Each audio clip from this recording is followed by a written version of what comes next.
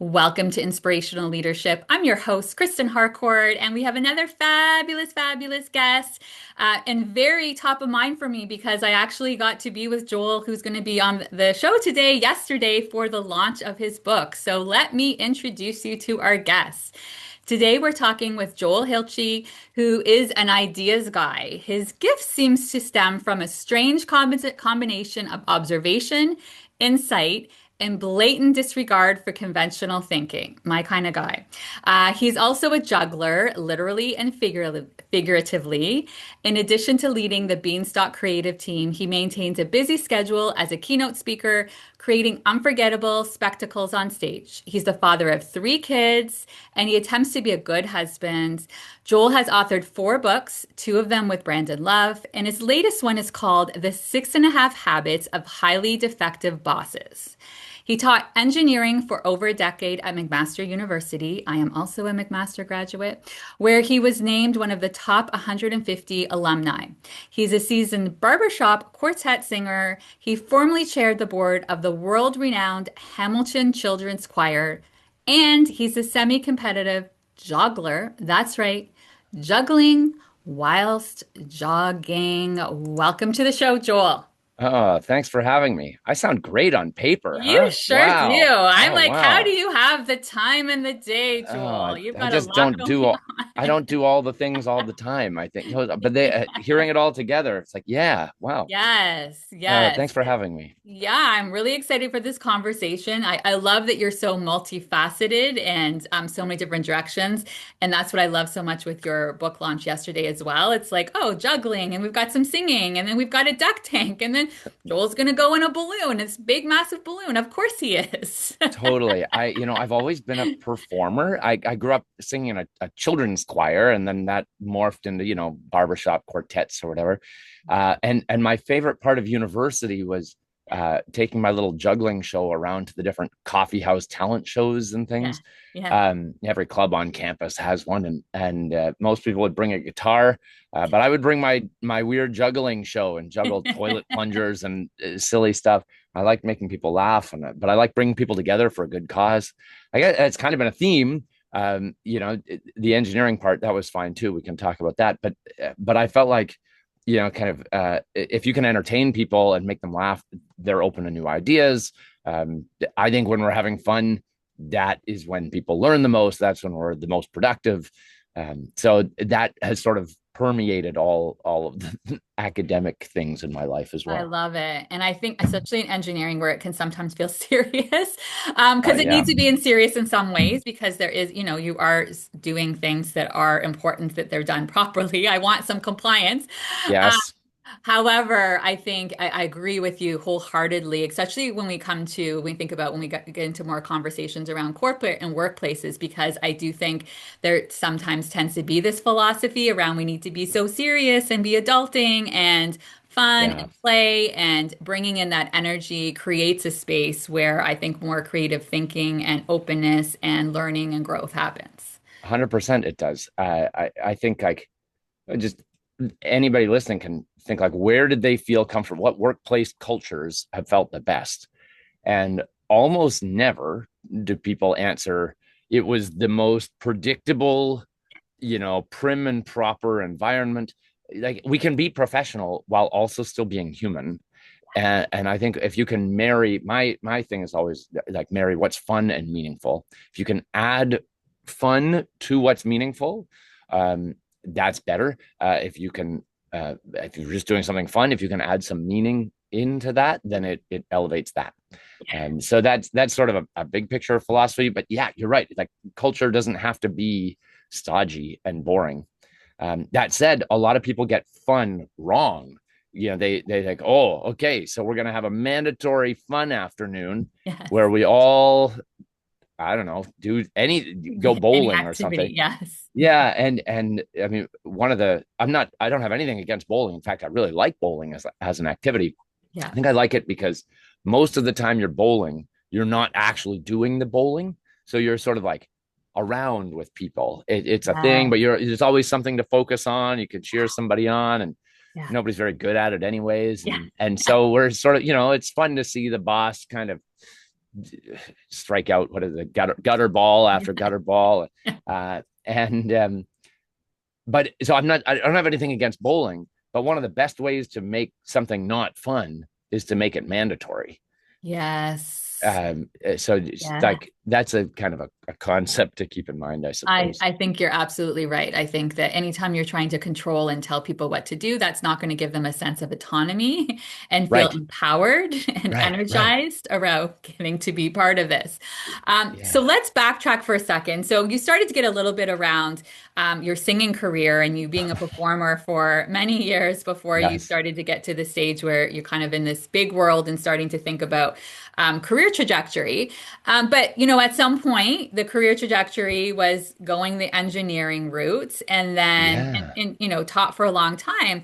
And I think I always love hearing people's stories because I think for a couple of reasons. I think we think things are so linear, and they're not. They zig and zag. Never. But I Yeah. also think sometimes somebody's hearing this and it gives them the permission slip that they can reinvent at any point and it's never done. And they might hear Yes. something and think, I've always wanted to do this thing that I'm holding myself back from. So tell us a little bit around your story and what got you to where you are now. Sure. So yeah, when I was a kid, I was good at math and I liked to play with Lego. And Yeah. so I always assumed that, and my dad had started to do an engineering degree and then dropped out. So there might have Okay. been like a little pressure there. So I always Yeah. assumed that I would like study engineering, get an engineering job, Yeah. do engineering work, Yeah. and live the dream. Yes. And I did it right up until the live the dream part, I guess. So I kind of got the job. I spent 5 years. I did engineering physics, um, and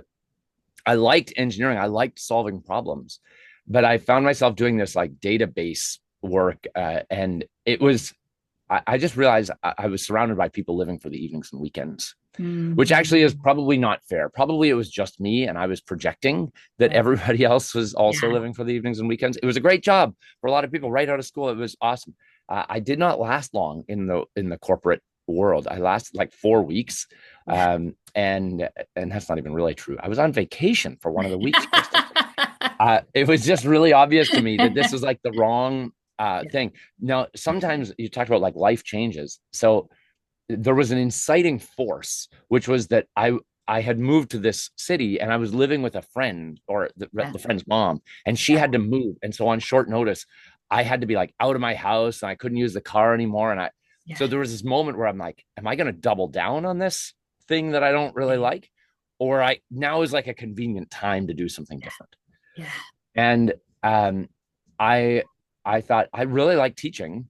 Hmm. I thought I'm going to go back to school, and I got into the world of training and development.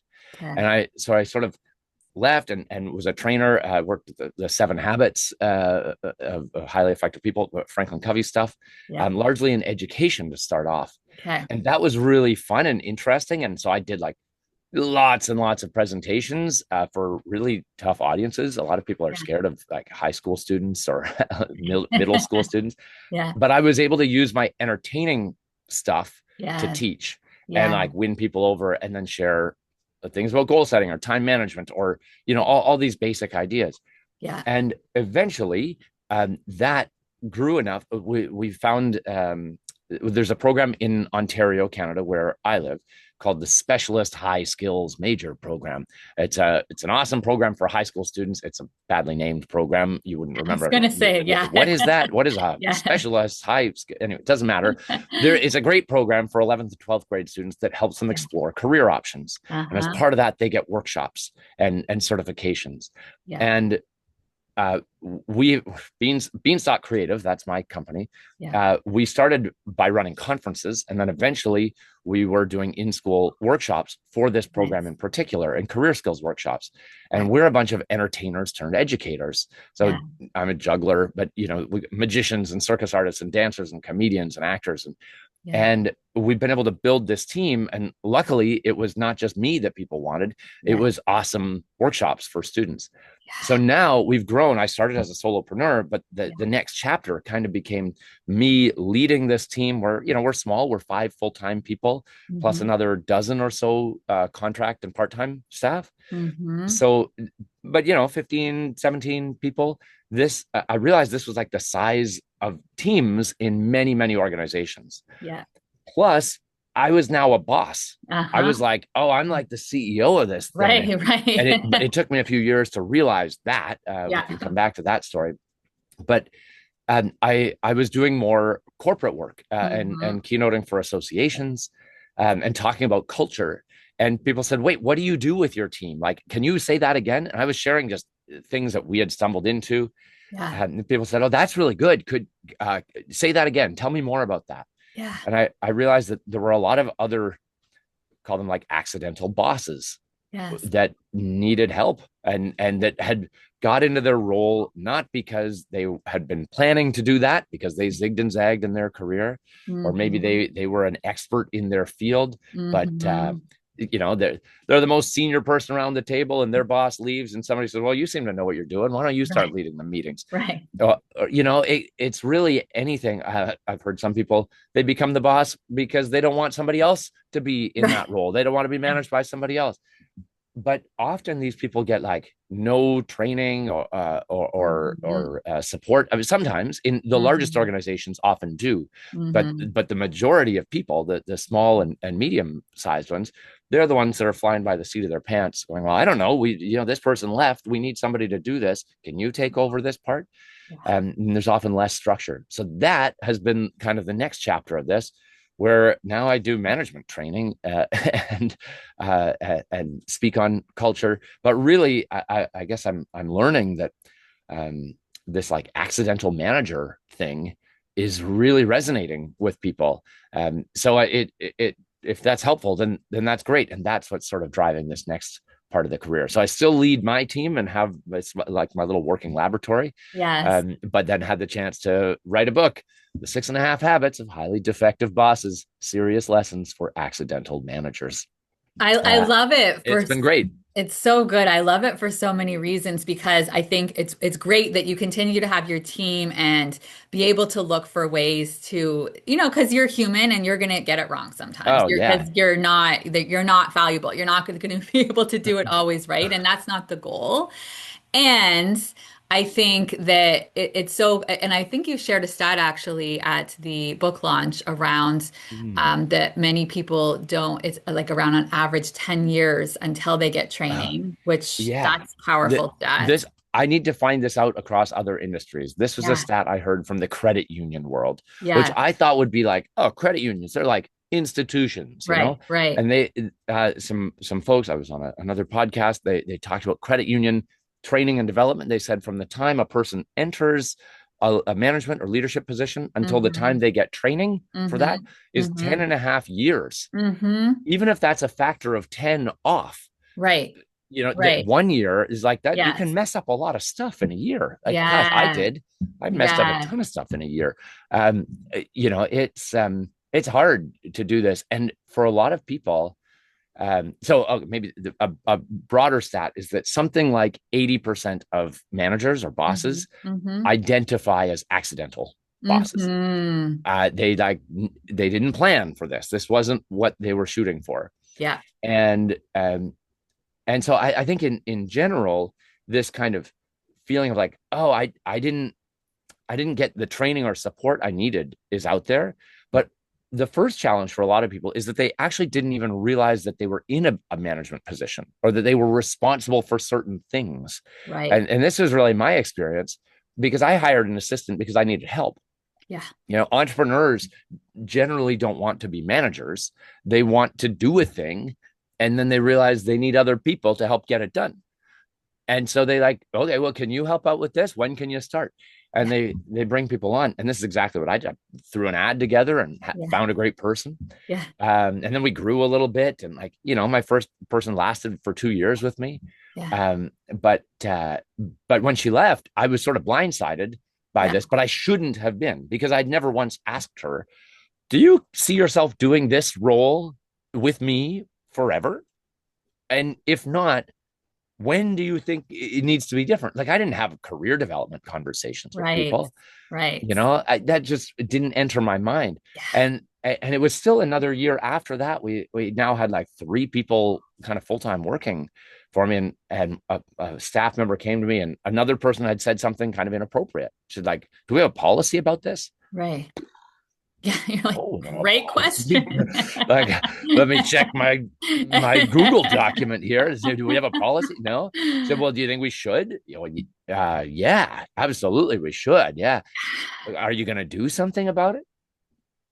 Oh, yeah, I'll do something. Right. Like I got lousy answers. Yeah. And it was the next day debriefing it with my wife, that conversation. And I realized like, oh, she didn't come to me as my assistant. She came Mm. to me because I was her employer. I was the Hmm. boss.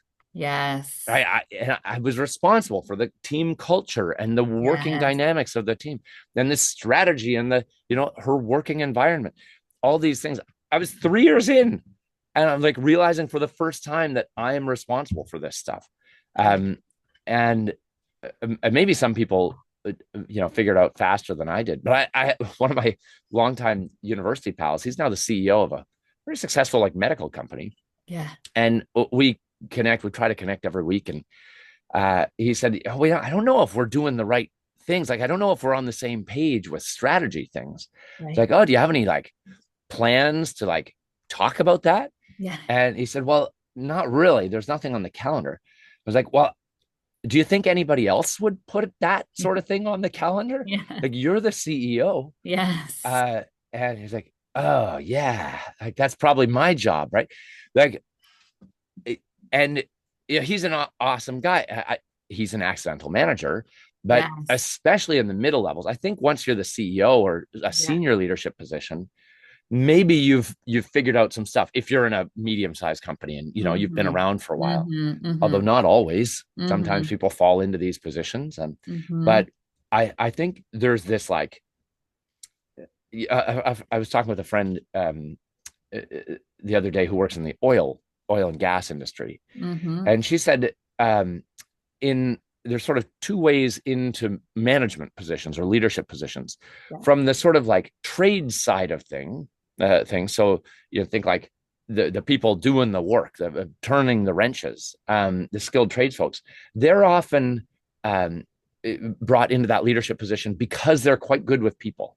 Yes. It's not that they can turn a wrench better than the other person, not to diminish that role of turning wrenches at all, Yeah. but they identify as like, oh, this person has some team leadership capacities. She Hmm. said on the sort of quote unquote white collar professional Corporate. side, Hmm. it's assumed that people have those skills, and Yes. the people who actually advance are not always the people with the best skills. In fact, sometimes they're just the people who are like their boss, Yeah.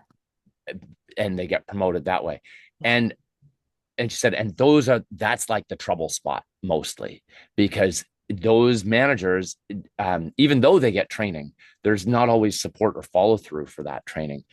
It was fascinating to me to hear these types of little stories where people say, yeah, what type of leadership training do you get? And what Hmm. she had said is like, the training itself isn't enough, because Hmm. sometimes we're promoting the wrong people. Hmm.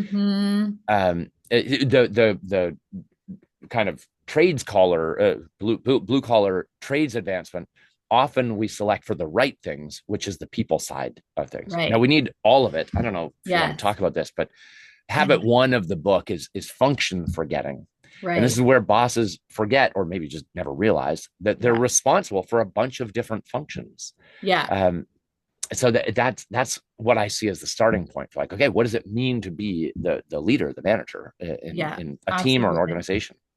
Yeah, I think for sure everything you said, there's so many, it's multi-layered, right? Because I think sometimes you just think, oh, it's like this one magic wand, but it's multi-layered in that what you Yeah. just said there, I see this often in corporate and white collar, subject matter experts, high Mm. performers, doing super well. So because you are doing super well, which guess what? Sometimes they like being the worker bee and they don't actually, they like to be in the weeds and they don't Yes. actually want, but then they get promoted. They shouldn't be promoted. I think that happens a lot.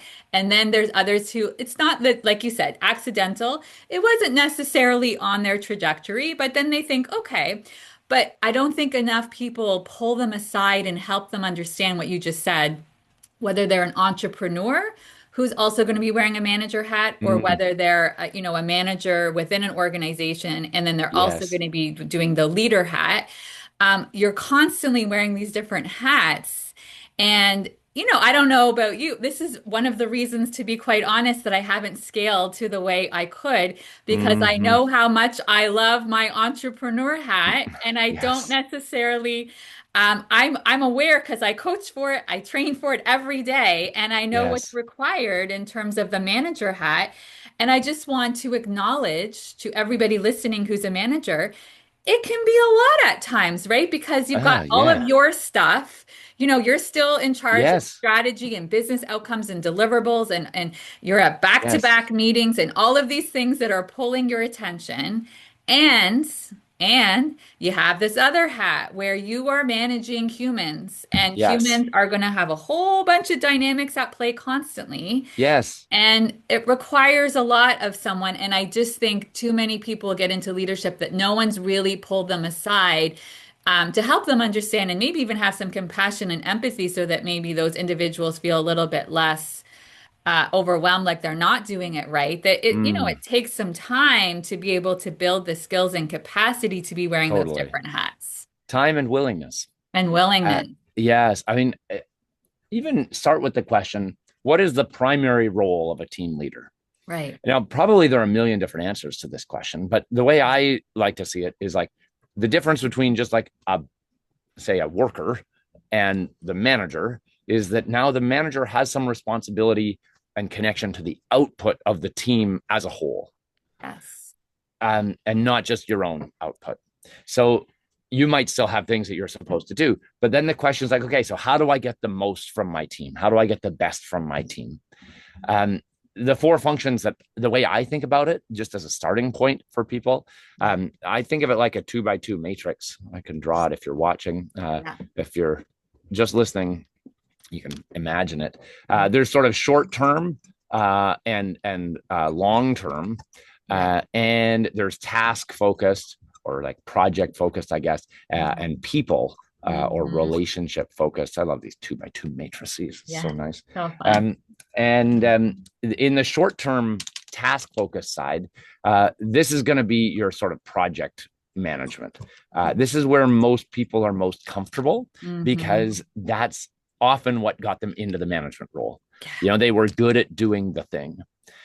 The long term task management side is more strategic. So, Hmm. and this will depend on the level, how much Hmm. strategy. But Yeah. if you're in a leadership role, you're now asking not just, are we getting things done, but you might ask, like, are we doing the right things? Right. Like, Right. is what Exactly. we're working on, Yeah. clear to people? Are we aligned in what we're doing? Are we doing the right projects? Is it making a difference to other people who care?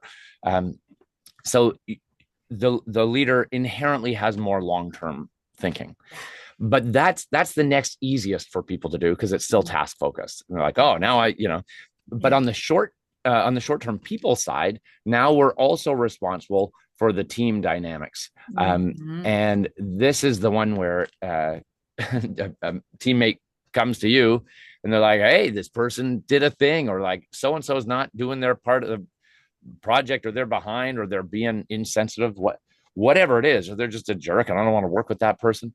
Yeah. And they're looking at you like you can do something about it. Right. Right. And and Yeah. you maybe you can, but like a lot of people, a lot of accidental leaders don't start off going, oh, absolutely, I would love to help you sort through your interpersonal conflicts. Yeah.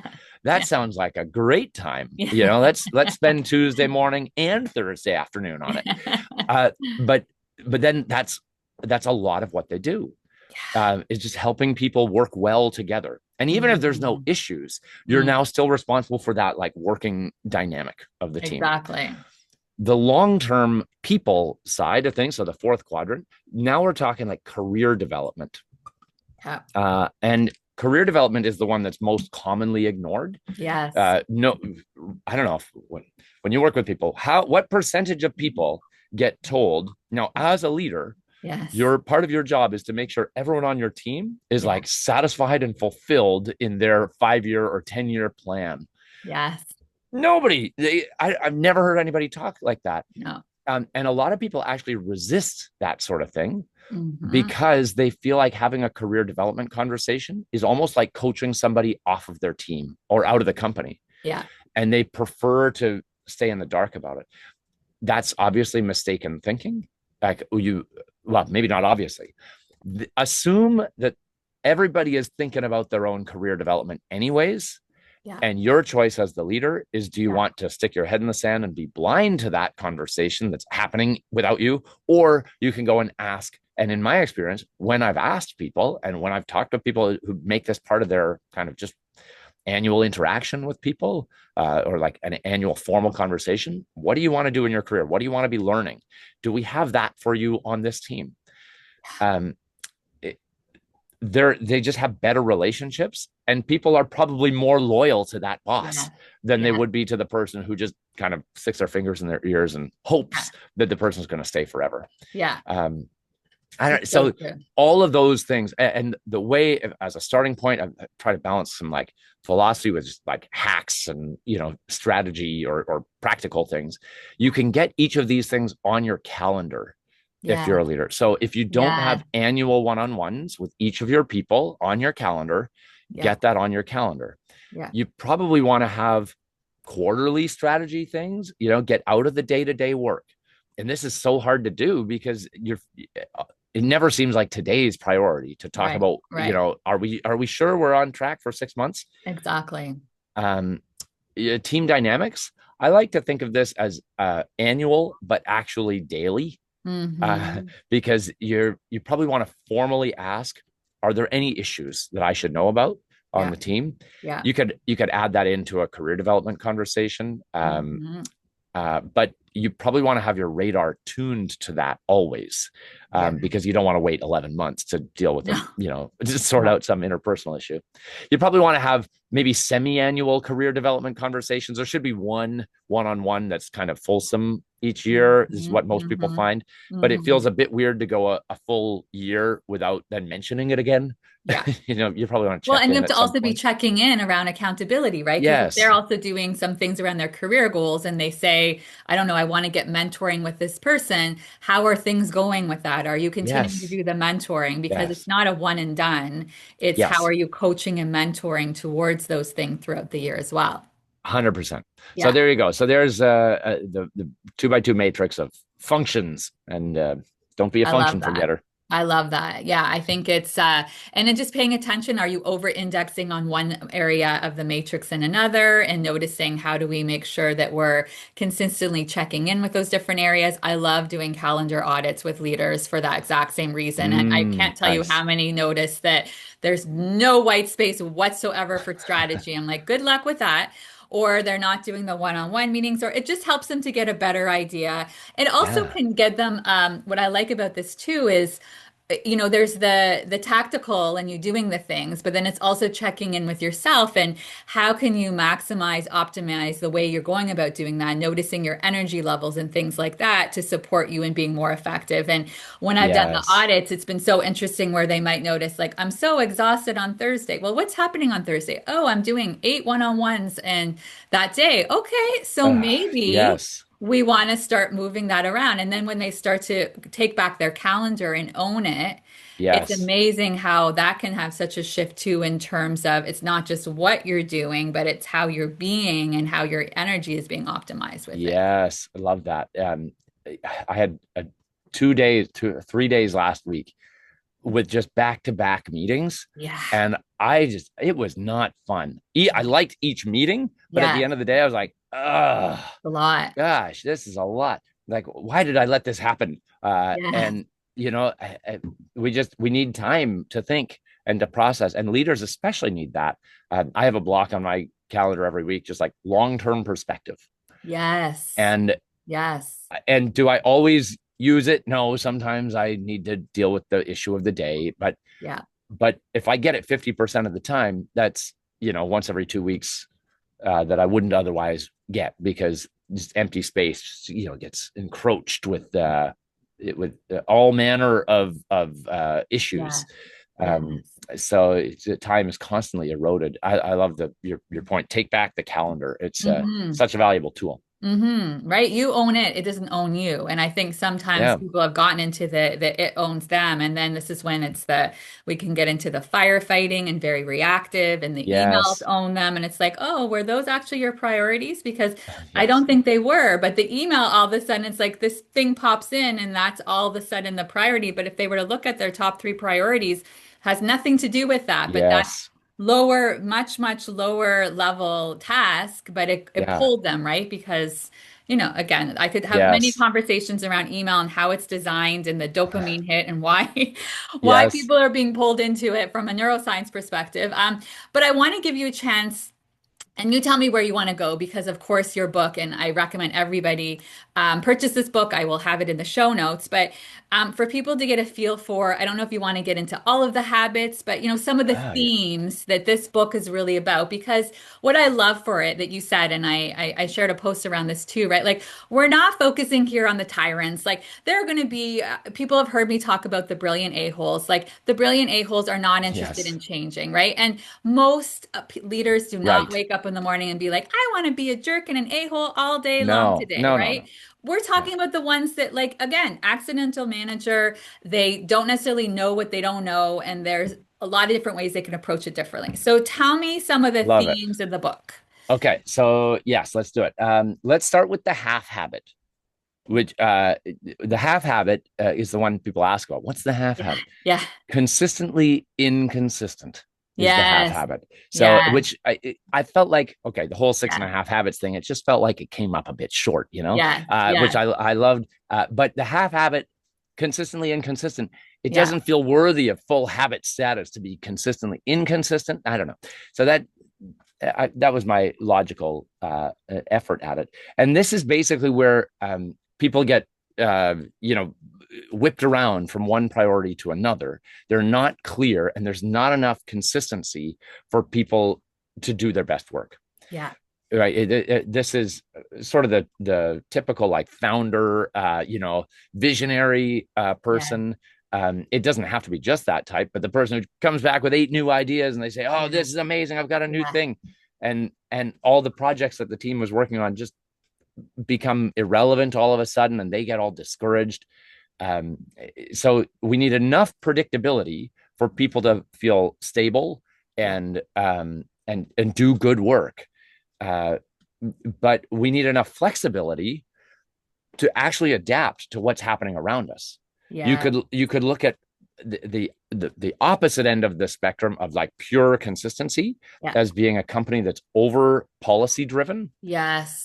and that has no capacity to change with the Yeah. times. Yeah. And those companies, if they're not government, die. Yeah. So I get it. We want some things to be slow to change, but companies have to find that balance. So and leaders have to find that balance as well. The practical tip here, maybe the easiest one, um, if you have more than three priorities at any given time, Mm-hmm. you probably are splitting your attention too far. It's just, Mm-hmm. everybody has a million things. Write down a list of all the important things. This is not my activity, but I love it. Write down all the list of important things. Score each one out of 10 for how important it is. Probably you'll have a whole bunch of sevens, eights, and nines. You have like 17 of them. So what do? Well, go back through the list and put a star beside the three most important things that, like, if I didn't do it, it would, it's mission critical stuff. Give yourself permission to put a 10 out of 10 beside Mm-hmm. those three things. Mm-hmm. And then give yourself permission to put a 6 out of 10 beside all Mm-hmm. the other things. Mm-hmm. Because we do have to do a lot of things, and I get it. They're not 0 out of 10 efforts. But Yeah. what often happens is that if you don't allow yourself to focus, then everything kind of becomes like a 4 or 5 out of 10 effort. And when I think of times when I have accomplished the most on a thing, Yeah. it's because I focused and I didn't get distracted with other stuff. Yeah. Um, Yeah. so that's a nice practical tip for people. If you're prone to, new things all over the place, you might split your time between like what needs to be systematized and what needs to be experimental. And you can take Yes. control of your calendar as well using that. Say, Yeah. okay, do I have some time for experimenting and like free thinking? And Yeah. the majority of time for like building on what works, Yes. and what we know. Yes. So that's a nice starting I point. love this one because I see it at both the individual level and the organizational level, right? I've seen this Yes. where it's like the strategy, it's like 20 things. It's like how can everyone be it's too much, or I've also seen what you're talking about in terms of I've seen this a lot in nonprofit, but in some other ones as well where the CEO is very creative and visionary and so they get excited about the new thing and then everyone's constantly moving back and forth Yes. and they get so burnt out and Yes. frustrated and demoralized and disengaged. Yes. Yes. Yes. It's the sad thing is that often those people those leaders believe that they are just changing with the times, that Yes. they are doing what's necessary, the fearless captain steering the ship Yeah. through the stormy seas. Yes. And there's an element of that, but the question that we can all ask ourselves is like, are people do people have enough consistency to do good work? Yeah. You could ask people directly. I mean, I'm a fan Right. of this, saying like, hey, do you think we need more experimentation or more consistency Yeah. to survive for the Yeah. next 2 years? Yes. Or and see what people say. That might be a starting point. I feel like you've got all these stories from coaching people. Instead of me just saying the habits, we tried this last night. Yes. What I like is when people share stories and I try to Yes. connect it to the habit. So, Yeah. do you have any bad boss stories that you've Yeah. heard Yeah. over Yeah. the Yeah. years? And Yes. we'll play Name That Habit. Yes, yes. Let's do it. I'm Okay. excited. Yes. Okay, so I'm thinking of the bosses that gave me no feedback whatsoever. Like I was never being able to give any feedback around where I could learn and grow, where Oh I was gosh. Yep. making mistakes. So a leader, I've had both extremes. So one would be I didn't get any feedback. I'd have to beg for performance reviews, so no Ah. real-time feedback. And then the other one was more super critical when it came to feedback. And it wasn't really feedback on what I'm doing. It was more feedback on me as a person. It's like basically like, uh, don't talk. You're too much energy. Like just, Personality shrinking, trait stuff. shrinking. Yes. Yeah. Yeah. Yeah. Okay, so that's habit 5, Yeah. feedback fumbling. Yeah. Yeah. Yeah. Feedback fumbling. There's 3 ways to be bad at feedback. One is to not do it at all. One is to do it, but do it badly. So that it might Yes. have almost been better if you didn't do it at all. Yeah. And third is to be bad at receiving feedback as a Yes. boss. Yes. But if you're giving feedback, there are books just written about how to give good feedback. I talked with one HR person, and we were talking about the annual performance review, and Yeah. she said, "Oh yes, the annual slap in the face." Right. Right. Uh, she said, "We're trying to make it not like that. We really Yeah. are." Not Um, cool. it's uh, the way I think of it, just like more sensitivity and Yes. more strengths based, but Yes. also actionable, timely, and try to keep it conversational. The good news for Hmm. leaders is that the more Hmm. you converse just regularly with people, Hmm. the easier it is to do all those other things. So it's easier to give real time feedback if you're like constantly in communication. It's Yes. easier to make things actionable if your Yes. focus is like, oh, okay, this didn't work. Yeah. What do you think we should do? Yeah. Um, and if you make it conversational and you actually ask the other person, Hmm. we could say, Kristen, what do you think you should Hmm. improve Hmm. this year? I don't Yeah. know. Kristen, Yeah. you've got an amazing energy. What do you think? There's a good Hmm. chance that if that boss was like, I just think you're talking a lot. You've got a lot of energy, Kristen. It's a Yeah. bit much for the team. Yeah. You probably realized that you were Yeah. an outlier on your team. Right. And if somebody had said, hey, what do you think you could do better to help the team? Yes. You might have said, I don't know, maybe I could listen a little more. I know I've Right. got a lot of energy and I bring that. I want to Right. choose my times to use that awesome strength of mine. Yeah. Yeah. People often know what they want to improve. So I that's like the that. other hack, is to start Yeah. by asking, Yes. like, what do you think about this? And often you don't have to give the feedback directly because they already know. Exactly. Especially your A players, because A players really want to fly. They want to do well, and they want to make things better. Yeah. Okay, let's Yeah. play again. Love it. Of Okay. feedback fumbling. Habit 5. I'm going to think about because I've had the opportunity to be in so many rooms and ask this question, some of the common themes I hear from leaders. Another one that I hear is that the leader is not acknowledging how team members contributed or taking credit from others. Yes. Habit 4, credit stealing and finger pointing. Dun, Yeah. dun, dun, dun, dun, dun, dun, Yes. dun, dun. We Yeah. got it. Credit stealing and finger pointing, basically leaders who, bosses who hoard the credit when things go well, but Yeah. dish out the blame and point the finger when things don't. Yes. Like the cartoonish villains Yeah. who, always blame their crony sidekick. Even 6-year-olds know if the villain was taking the credit, the villain should take the blame. Yes. And but probably the villain should share the credit or and take the blame. And by modeling that leader would encourage everybody else to take their part of the blame as well, to say, well, I could have done this part. Here's my failure in this thing. Yeah. I could have seen this coming. I didn't pick Yeah. up on this cue. Yeah. If leaders can share the credit, that makes everybody happier, because people really like recognition. In an ideal world, maybe we'd all be so secure that like we didn't need any reinforcement. We just we're so confident in ourselves that Yeah. our professional endeavors are just like one other thing. It could go either way. Who cares? But in the real world, in our world, most of us, we feel better when somebody says, hey, thank you for that. I appreciate, oh gosh, you're so good at this. That was really helpful. And the research says that by increasing the frequency of recognition, that people are more productive, and they do better work, and retention goes up. Like everything gets better. So go read some stats on recognition and retention. I talk a lot about recognition and how we all want to feel validated and feel seen and heard and celebrated for the work that we do. Nice. Okay, this is fun. What are some other things I hear? Habit. Lack of integrity. So not their actions and their words don't match. So they say one thing, but their behavior is a different thing. So this one could be habit 6.5, consistently inconsistent, because they're applying different rules to different people. It could be a form of bully bossing if they're intentionally. So bully bossing is habit 6, and that's using fear and power tactics to try to get compliance and theoretically motivate people. It can work in the short term, but this is the category of like toxic boss that either they're using relationship dynamics, like, oh, I know I got that thing for this, I can't do it for you. I'll work on it.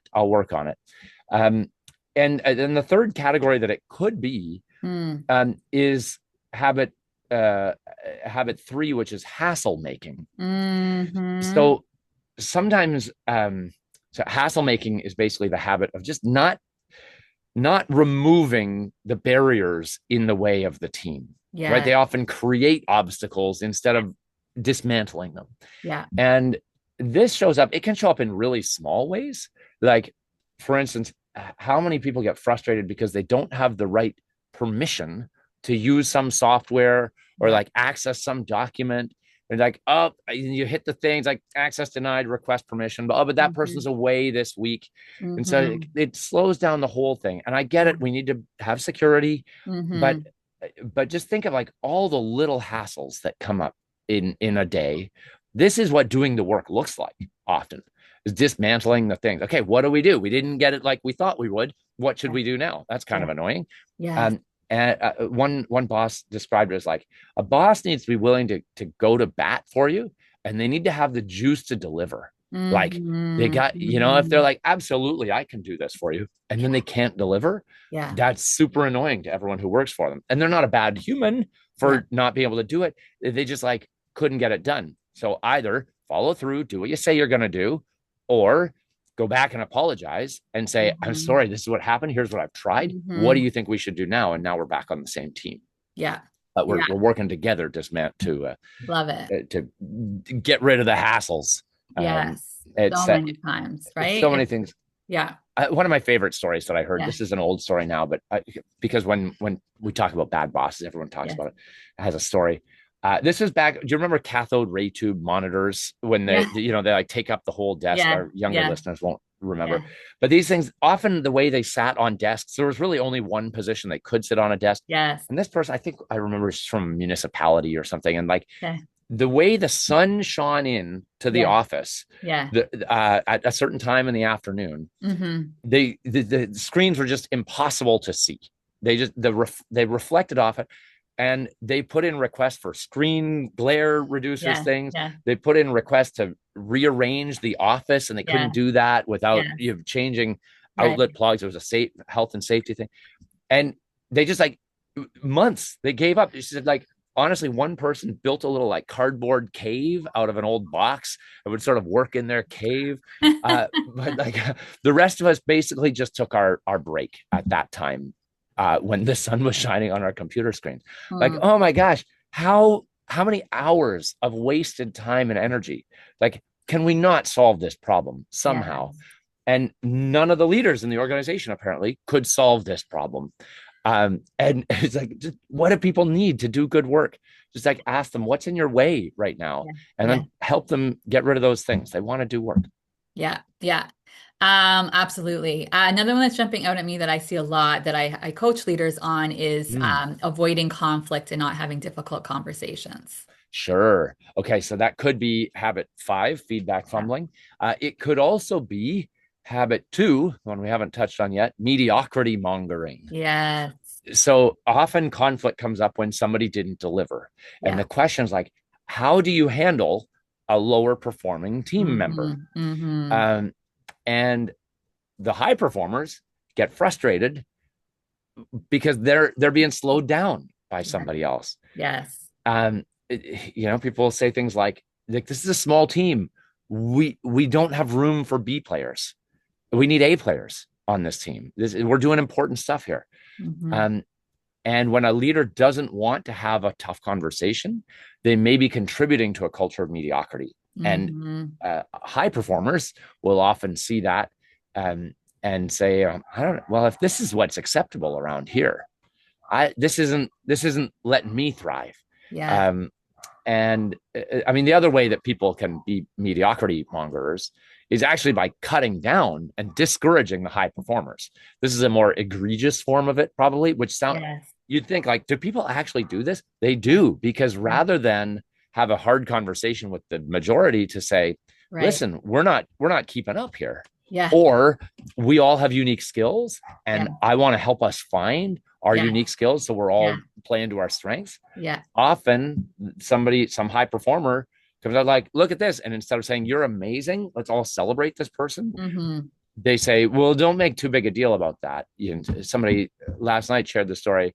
She like finished a job, and the boss came and said like, that would have taken me a week. You're making the rest of us look bad. Mm-hmm. Just like slow down a little bit Mm-hmm. here. Mm-hmm. Like, really? This person said like, I thought that was just something people pretended to say when they were Right. Yeah. pretending to be insecure. Yeah. Like this really happens. Yes. So bosses need to have a philosophy about how to handle differences in performance on the Mm-hmm. team. Mm-hmm. What do you do about that? How do you have Mm-hmm. conversations with people that Yeah. honor people's contributions? Right. One of the tips, I don't claim to be perfect at this because it's hard. It is hard. Yeah. But one of the tips that I have found helpful is to try to honor people's unique contributions to the team. Yeah. Like That it. way, each person can have their moment, and you can find like where that person is an A player, an A contributor, Right. and they get to kind of like own that Mm-hmm. the Mm-hmm. part of their professional contribution, I guess. Nice. Nice. And so that can be really useful. Just think about like, okay, if this person is like an adequate contributor at most things, Yeah. do I just like need stability and consistency? Like maybe that's their thing. They're adequate, they're reliable, Right. and that's huge. Or maybe they do a certain part of this thing really well, or they have a certain interpersonal skill set that's like, oh, this person's like glue. They Right. bring problems to me before I see them. Right. Astute leaders can see what the strengths are. You can find the strengths in people, Exactly. and that I Exactly. think is just it's a way more fulfilling way to be a manager as well. So I think the rewards go both ways here.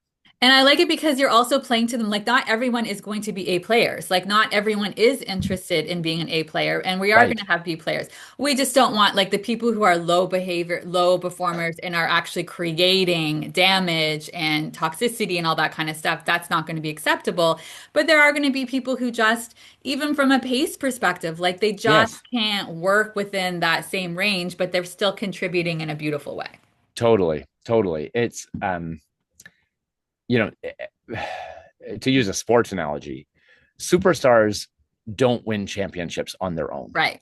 right? But it's rare to have a championship team without a few superstars, Exactly. but they don't get there on their own. It No. really does take everybody. And so that's up to the coach to say, how do we make this team work optimally?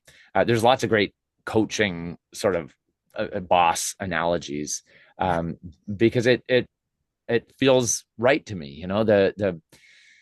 The coach doesn't like lace up her skates at like between periods to like go out onto the ice like, hey, I'll play center from here on out. Right, right, Like, right. like they're not going out to take the free throws. Yes, yes, They um Coaches need to find other ways of empowering their team to do good work. exactly, And exactly. managers need to do the same. Yeah. Or, I mean, lots of managers don't. They just say, I'll just do it myself. And then the managers burn out. Which is such a great example of delegating, right? And what you just gave with that sports analogy, because you can imagine these things where they're taking it on, like, really? Would the coach be like, okay, you know what? It's too much. You're not going to do it the right way. You have to use this technique, so forget it. I'll just go out and do it, right? Like, Yes. it's a great analogy. I'm going to have to use that Yes. the next time I'm telling someone, like, stop doing it, delegate it. Right. Right. Just think like, would a professional coach do Jump this? on the field and take on. You know, No, it's not allowed. I love this example too with like, you think of like those interviews you see between hockey periods or something, or, Yes, yes, they yes. interview the coach or the player, Yeah, and just like yeah, imagine a coach going out there yeah. and taking all the credit Right. for the Yeah, team. Oh yeah, I yeah, made that choice. I put that play. I called that play. I've been working with this team for years, yeah. and I'm amazing. It was the right call to make. No, they always say some, even nominally, they're like, you Yes, know what, the guys have been working super hard all year for this. We had 4 people ready to take that shot. Hey, the goalie kept us in the full game. He did a great job, but it was really, it all came together at the end there. yeah, They're yeah, sharing the credit with the team. exactly. It's laughable that you would think a boss uh, would sound like a coach, but Yeah, you put it in a business context, and yeah, all of a sudden people do like, oh, yeah. I stepped in and closed the deal. Right. I made that choice. I had to Yeah, pull a few strings to make it happen, but yeah, yeah, I've been working this deal for a while, and I didn't think it was going to go through. Just like count the I's in the statement, right? And yes. there's a good chance it's credit stealing or Yeah, just very bluster. ego based and not working together towards common goals in the we. Absolutely. I pay attention very quickly when I hear so many I's and not Yes. we working together towards those goals. Yeah. Did we miss a habit? No, Which I think you we were got on them top of all. it. I think you were on top. Yeah, If no, we this did, is you great. have Good to get the stories. book. You have to get the book to read the. I know you're in anticipation, but I'm sorry. One of my favorite parts of the book is each chapter I put in a complaints and confessions part. Yes, And I yes, tried to capture all these conversations that I had with people. yeah, I tried to take a few stories and keep them in as much of their own telling as possible, yeah, changing the identifying details. yes, And people have said, they've complimented me on it, but really it's like a compliment to the people who have shared the stories. yeah, They've said, oh, this like humanized it for me. Just put it, I get it, yeah. because I think the overall arc of the book, if I don't think I said this directly in the book, Mm, but now looking back on it, with a little bit of time, it mm, really is about a journey from accidental leadership to mhm. intentional leadership. Yes.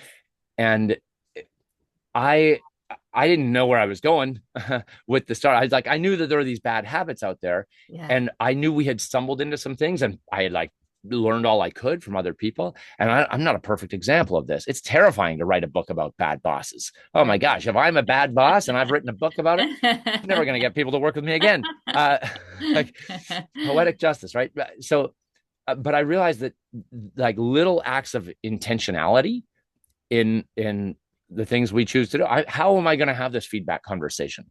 What am I going to put on my calendar? How am I going to address this thing when something happens? A tip that didn't end up in the book, I was just talking with a friend, boss, colleague. He said, I know that there are these three situations where I've got Mhm. pre-practiced conversations because I know it's going to happen. Nice. So he said, like, one of them, for instance, is what happens when my employee, the first time my employee makes a Mhm. mistake that Mhm. is very costly. Right. How do I want to have that conversation? Right. Because if I'm just mad, Yes. that's not going to be the conversation I want. Yeah. Yeah. So you plan for those. And he said he had a mentor who had like 30 of those situations where he's like, these are the situations that are, I'm going to approach it. how Right. am I going to do it? Right.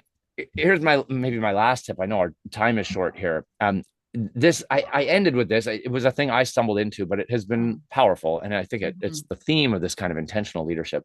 Yeah. If you ask the question, how do you want your team to feel Yes. with you as a leader, a manager? Yeah. I did this once. It was on New Year's, reflection time, whatever. And I think I wrote down like, uh, happy, proud, grateful team. Mhm. I want them to Mhm. feel grateful to be working with us. Yeah. And then the question is like, okay, so who do I need to be as a manager, as the boss, to create that feeling or to help foster that feeling? Yeah. Um, and the three words for me that I wrote down on a sticky note were kind, fun, generous. Like if I can be a kind, fun, generous CEO, I will likely get a happy, proud, grateful team. Yeah. Um, and some days I am not kind and fun and generous. Probably I'm grumpy and stingy and worried. Yeah. Uh, Yeah. but just I have that sticky note on a whiteboard close by, and sometimes when I have to make tough decisions, Mhm. when I have to have a difficult conversation, Mhm. uh, I think, okay, those three words, how would that apply here? Right. Right. And often they give me a little bit of clarity. So that's the thing you can do right now. You can take 20 seconds and just think like, what are the three words? How do I want people to describe me, or who do I need to be Mhm. as a Mhm. manager? Write down a few words. Don't write down 10 words because that will probably just Too muddy it up much. for you. Yes. Yeah. Yes. Or write down 10 and then star the top three if you want. Yes. Yeah. Um, but try that and see. For me, that's been like just a simple thing. It's like, oh yeah, a little more intentional, because it recognizes, oh yeah, I have something to contribute here to this culture, and people are watching, whether I like it or not. Yeah, I think it's really important. I'm such a fan of intentionality. And I think, and I like with what you said there, continuing to focus on the three things. And because I think there's an overall theme that you're sharing, which I also share too, is we need to simplify things, right? Anytime we Yes. complicate stuff that is already complicated, it's just, we don't need more noise, right? We need to streamline things. So I think that's super, super Yes. good advice. A huge role of leaders to Right? simplify. It That's the is. strategic part. Narrow it down, Yes. focus in, help, Yes. because everybody's feeling that same overwhelm. And to say, Exactly. okay, what are we not going to do? What are we not going to Exactly. worry about? That's Yeah. I heard that the essence of strategy is saying no to Yeah. things. I can't remember. Somebody famous said that. I don't remember who it is. It wasn't me. Yeah. But yeah, it's like we can say yes to a lot of stuff, but like, what do you say no to? It's a Yeah. really important question. Exactly. Exactly. Joel, this has been such a fun conversation. Thank you for being Yeah. here Uh, today. Thank you. It's just been awesome. If people want to share their stories, Yes, I love this. You can email bosses@joelhilchey.com. I love that. And we'll do that. You can get the book wherever you get books, Amazing. or you can find me Amazing. in all the places. I'm sure Yeah, I was going to you'll ask you, link where it. else can people, I'll have this in the show notes. Where's the best place for people to find you? Yes, LinkedIn is always a Yeah. good one. Connect there. Okay. If you want my website, joelhilchey.com. Maybe you're part of an association and you need a Yeah. keynote speaker who Yes. talks about fun and help for accidental bosses. I That's what I do. love it. Yeah, I would love to connect Yes. sometime. Reach out. Yes. I always love hearing stories from people. And I got to be in the audience and experience Joel and his energy and his playfulness and his fun and get people thinking and beautiful, beautiful energy. So I Thank you. suggest you check that out. For everybody, if you enjoyed this conversation, please share with others. Make sure that other leaders are getting exposure to inspirational leadership. And if you'd like to learn more about what I do, check out my website, KristenHarcourt.com, all about the executive coaching, leadership training, and keynote speaking as well. My focus a little bit more around the emotional intelligence piece, which everything Joel talked about today requires a high level of emotional intelligence. Totally. Totally. So I believe strongly that, again, like I said before, that many leaders want to get there. They just need help in building the skills, and they can do it. So 100%. it's very learnable, and just need some help sometimes getting there. There's a lot of great people who are not great managers. Yeah, And it's not because they don't want to be. We all need the help, and we're all on the journey together. exactly, exactly. And wherever you are in the world, we are saying good morning, good afternoon, good evening, sending tons of love. Bye. Bye.